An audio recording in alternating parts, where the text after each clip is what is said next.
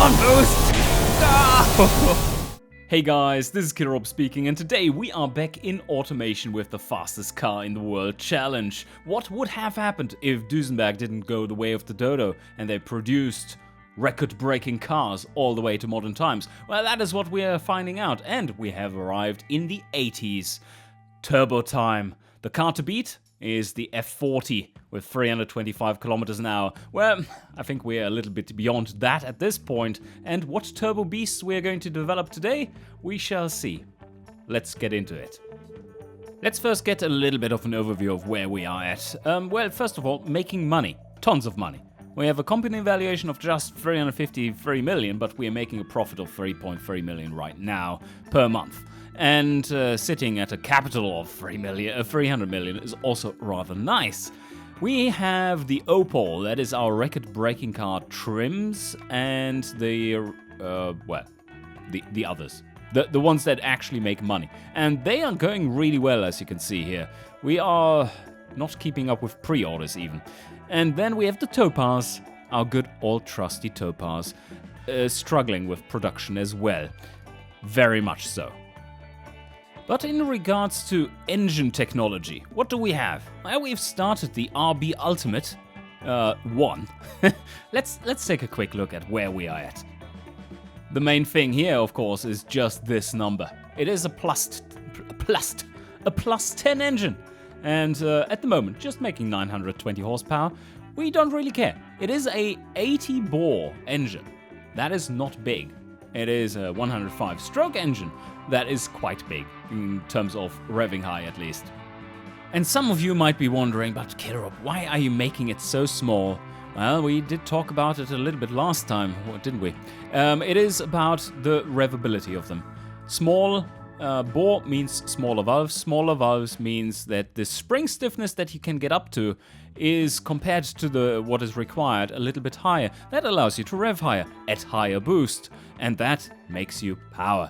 And smaller engine means that your engine isn't 0.3 millimeters too large to cram it into that damn engine bay. Aha! I think I know what we can do here. We do have a little bit more time, and you see we've just unlocked turbochargers as well. And why not make another little sandbox prototype engine, just to gain a little bit familiarity in that, well, new turbochargers, as well as, of course, mechanical fuel injection, because that means we can pull up that quality slider a lot more. So let's do that, also for V16s, obviously. We do want to get now, in these coming years, there. 89 is our target. That is the technology that we need for our final, bestest, fastest, most powerfulest engine ever. And why am I saying that? Well, of course, that is in the engine architecture. That means it's in the engine family. So we do want to have 5-valve. And then we can just nuke the quality sliders of the variant options that we have. But anyway, now let's build another little prototype engine here. And of course, that is going to be a V16 in cast iron. And it is going to be Dalluha head can 4 and head aluminium. We do want to have all that juicy familiarity. We do not need any quality for this. That's fine. And when you try to make a turbo engine, don't start making a turbo engine. Just do naturally aspirated first, and then increase exhaust size and all that stuff so that it's not limited. Then slap on a turbo. And then start with the largest turbo you can, and then scale it down so that you get into the spool from the non-spool side. Because otherwise you're just poking in the dark trying to fix a broken engine, and that's a little difficult. So let's see where we can go with a little bit of boost. Go away, you tooltip you. There. It's not that great, is it? And the main issue we have here is just torque. But that is exactly what our engineers need to know to make the perfect version of this in 2 years' time. We shall see if they succeed. And of course, don't forget that this is a throwaway prototype. Oh, you don't need to worry that we're making too little power. 27 months with maximum learning. I think that's fine. And it's signed off. And that means that we now can focus on other, more core activities. I do wonder if we could make even more money. How about making a medium-free factory for the Topaz? Because that is going to see a few more facelifts throughout the years, even when it's like a 30-year-old model. We're still facelifting it at that point, because we can only build one model per decade. Let's see what it costs.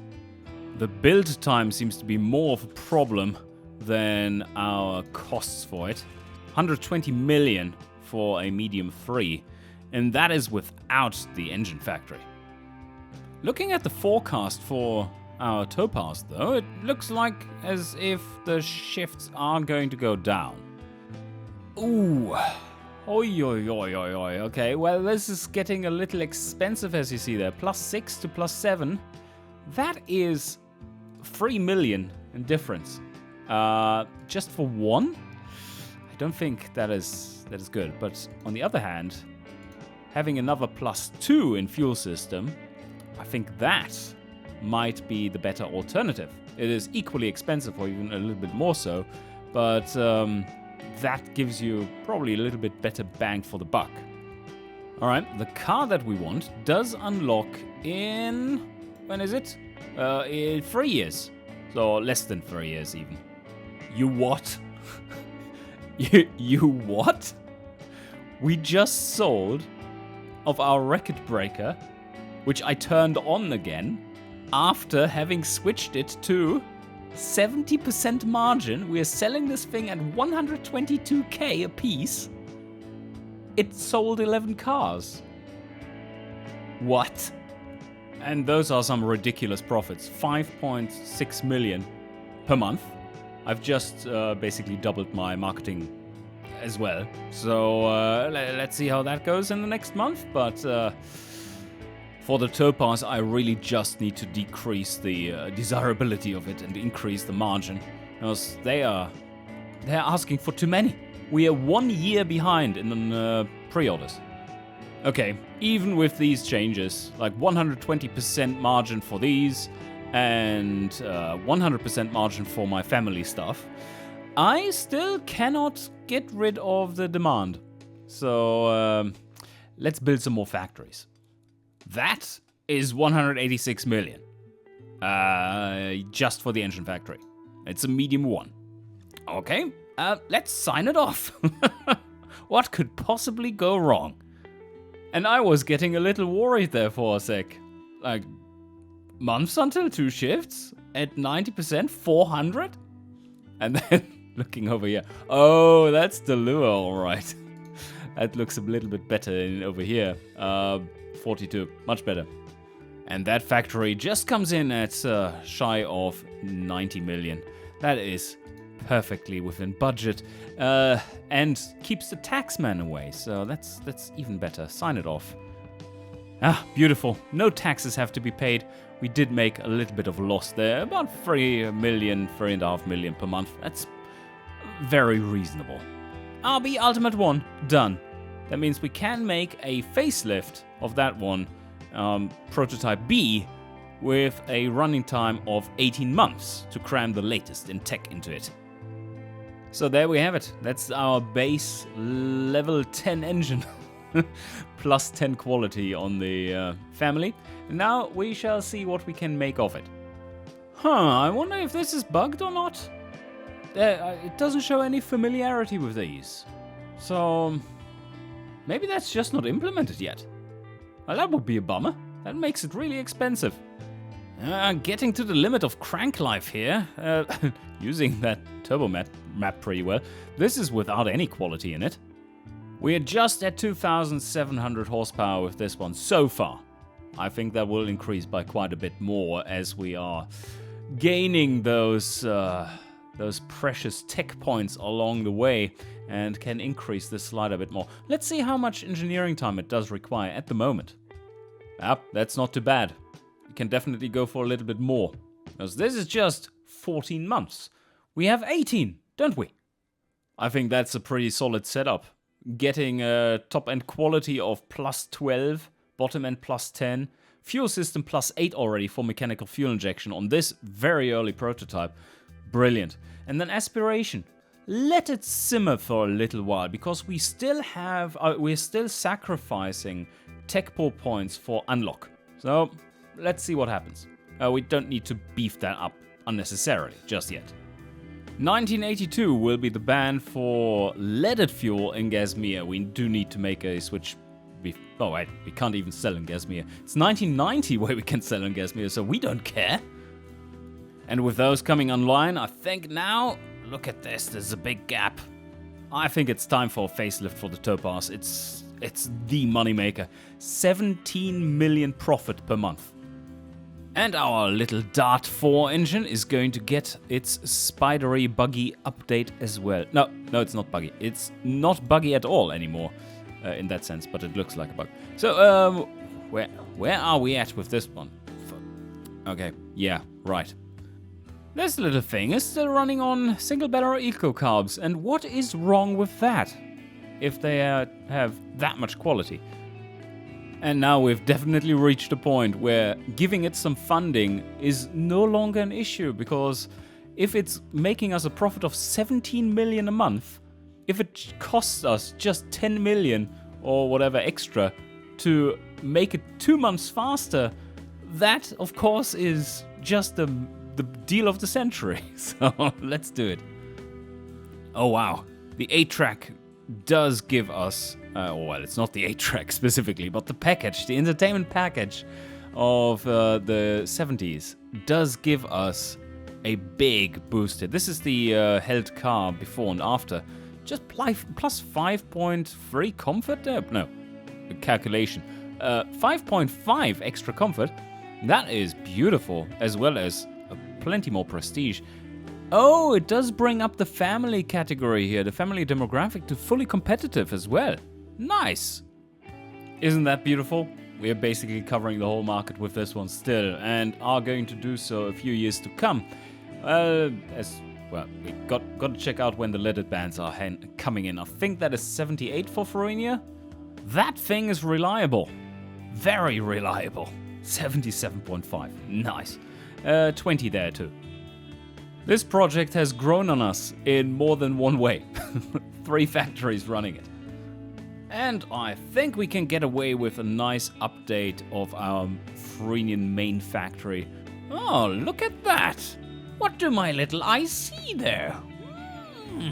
It looks like we don't need a quality assurance department anymore, because they are not finding anything anyway. We just fire them all. Well, that's what we like to see.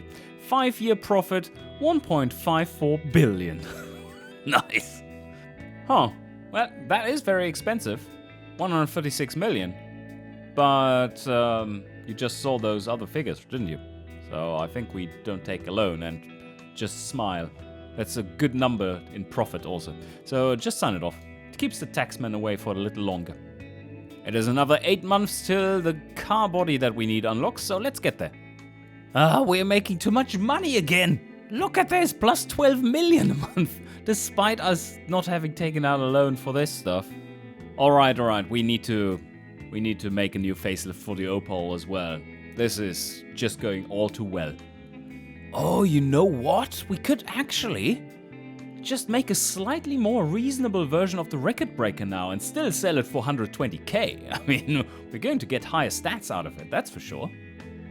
Okay, this is actually crazy. Look at this difference. Like, that is the very much toned down version of it. Well, we're no longer making 2,250 horsepower, but still almost 1,600. I would say that's more than enough. And everything is just like, yeah, it works beautiful. It's fine. Look at its reliability. It's almost a normal engine. Also, we can start to run it on 98 instead of just avgas to the Dalluha Elite. And that should open up the Farinian market for it too. And bringing it down to just 12 liters, 12 with a 0 in between, then it is even more reasonable. 1,400 horsepower, still plenty. Oh man, this feels so good. Giving it reasonable tires. Wow. Oh yeah, and for the first time we can use hydraulic rack and pinion. That's a decent choice for like very premium vehicles that are not requiring extreme sportiness. 277 of these, of the opal, per month. That's looking great. How fast is this car still? Let's take a quick look.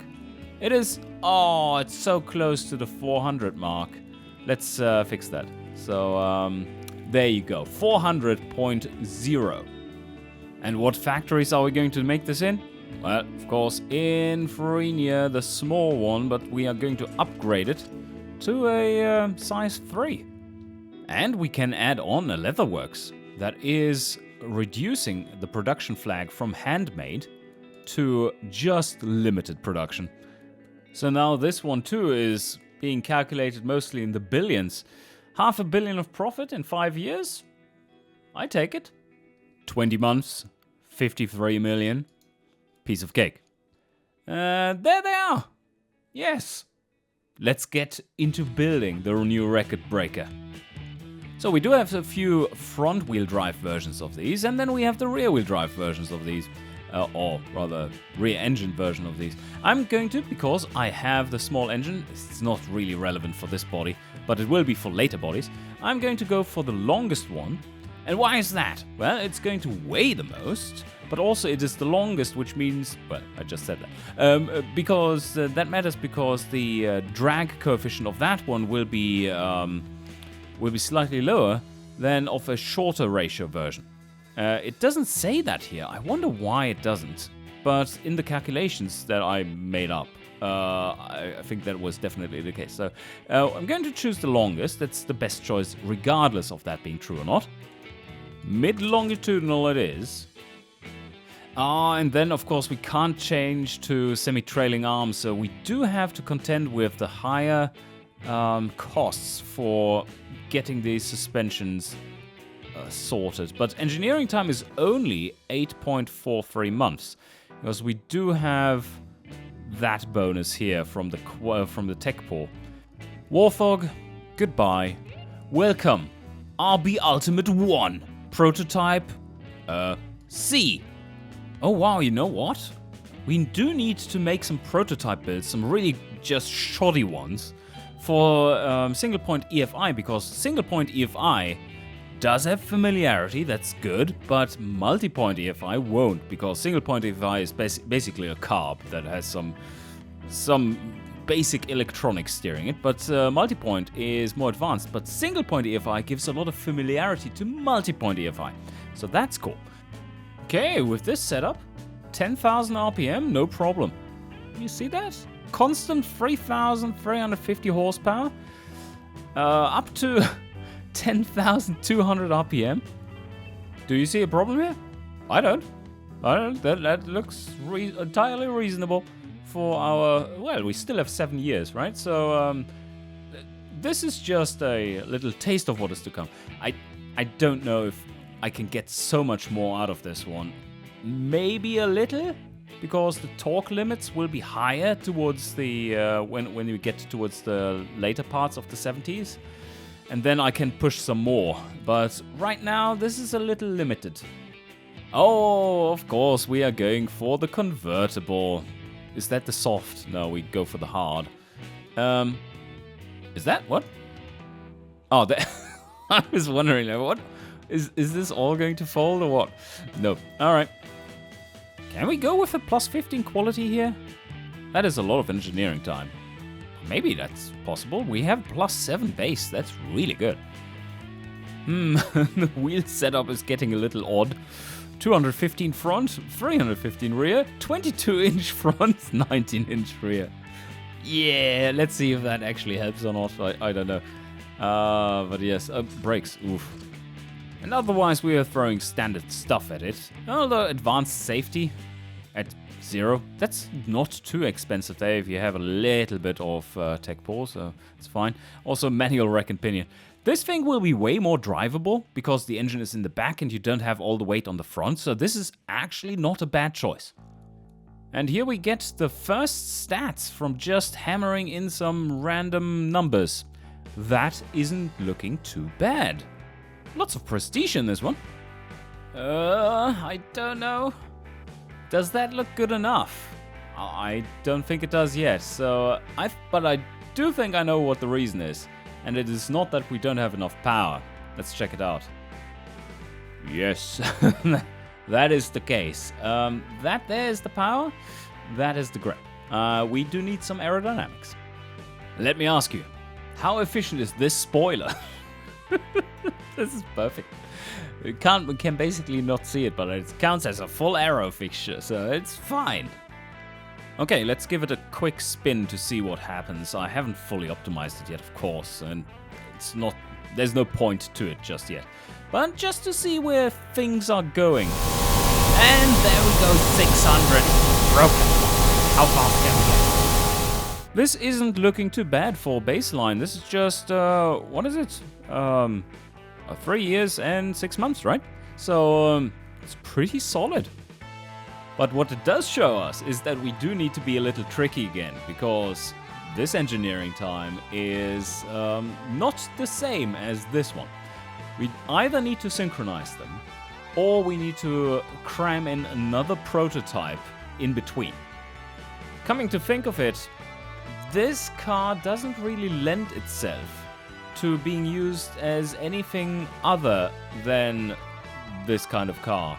Well, you could argue a light sports car as well, but we already have light sports cars in the Opel and, well, not light sports cars, they are all heavy, but more fancy ones in there that would fill this niche. And I don't think we actually need it. We could make one based on the Dart 6 afterwards, and I think that will be doing quite well. So let's add a trim once that is out of the way and this one is released. Whoops. Our engine just costs 121,000. That is before we add any kind of production into it via engineering. Slightly on the expensive side.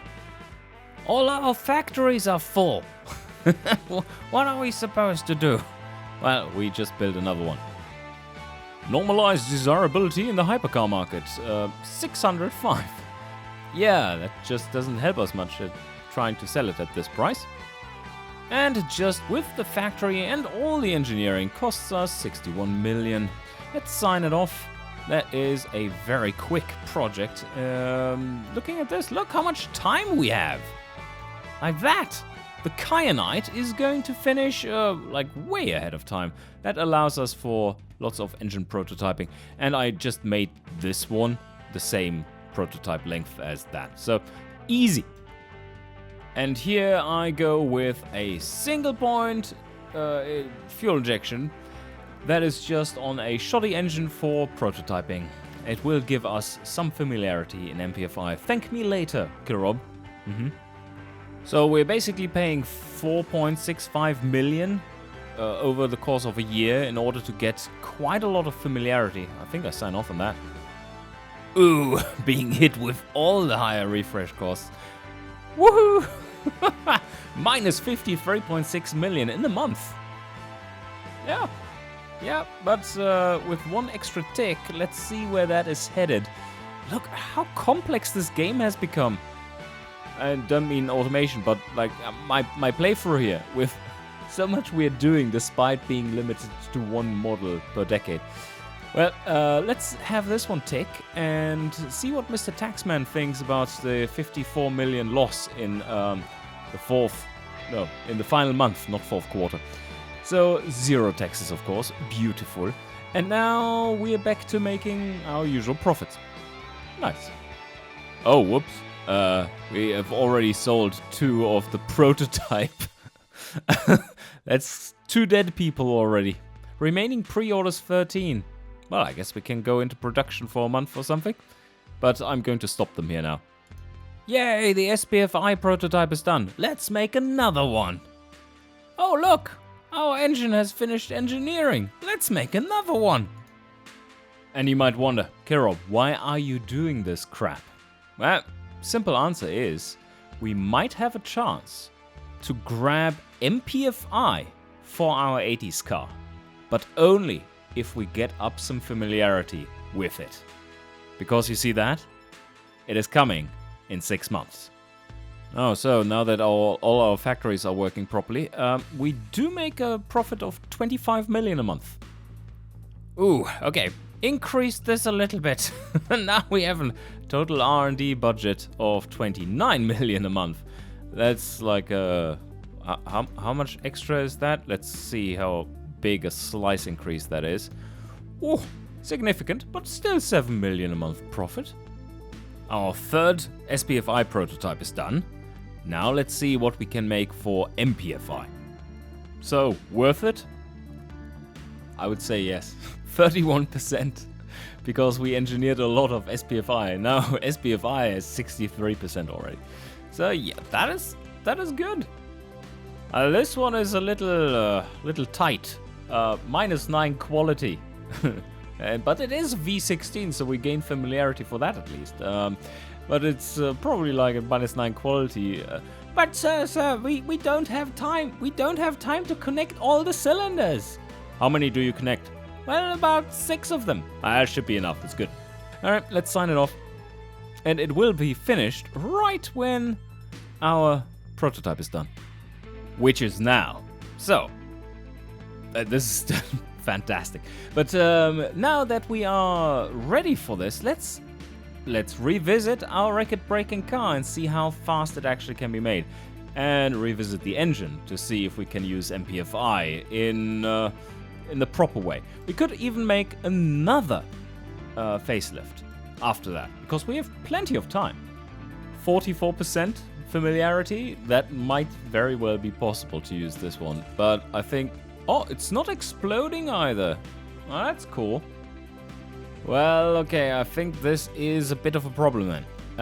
We definitely can't run quality 12 on it, as that takes all the time. So maybe, seeing that the difference in performance isn't massive, I think we can get away with instead a MPFI, no, MFI of +15. Yep, that's better. 5.7 months. Slowly tuning my way to success, hopefully. We're already at 10,600 RPM thanks to just having way too much torque, which we can eliminate by making stroke shorter, and we're at 6.8 liters now. Maybe have to expand the turbo range a little bit, but free bar, that is a lot of power up there. 3,900 already. Oh, and one important data point in this is we have unlocked twin scrolls, and they are affordable. So, good news. Okay, this is about as much as I can get out of it for now. Oh, look at that. What a nice surprise. We even get vented discs. All of a sudden, we don't have brake fade sportiness 50% anymore by default. But we can actually make something that is scoring a little better then. Oh, ouch. Fully clad, available. Fully clad, viable? Different question. It is viable. 32 months with a little bit of extra pressure. Funding could also be increased. Oh, and now I need to check a thing. We don't want to cheat here. So, I do have lift of 440 kilos at 624 kilometers an hour. I want to calculate what my theoretical limit is, because non-driven wheels don't count for liftoff in automation at the moment. So it is 2,518 times 0.346, and that is 871 kilos. So we are way away from that. So it's good. We don't need that much downforce then, do we? And it's time for another test track run. I think we've optimized the car reasonably well, and we might go 1, 2, or 100 kilometers an hour, or maybe 11 or 400. We shall see. Alright, here we go. Boost. There. Alright. Okay, final gear here now. 640. Okay, 644. Okay, I think this is going to be good enough. 30 months there. Easy timing. We can make another facelift right after. Let's sign those off. It's just 34 million. And there we go. Kyanite prototype number 2 is done. Now, we do want to have another facelift for a year and a little bit, and then have our actual record-breaking car sold. Alright, we did it. 4,000 horsepower it is. It's a good number. Oh look, we brought down the engine price to just 95,000. The setup is looking good. 979 is when it's supposedly released, so a few months worth of production going on there. Just costs us 13 million to finish this one off. The astonishing thing is that people actually want to buy this thing. Remaining pre-orders of our record breaker, 141. And that's it. Success. We have delivered 18 of them already. There are another 137 that are on our pre-orders, so somehow need to get rid of those as well. It is January 1980, and we have done it. Our Kyanite RB83 with its engine that has gone through 4 prototypes and 1 production version, the E-type, is now ready for the salt pan. Let's see how we go. Alright, are you ready? I am. Let's go.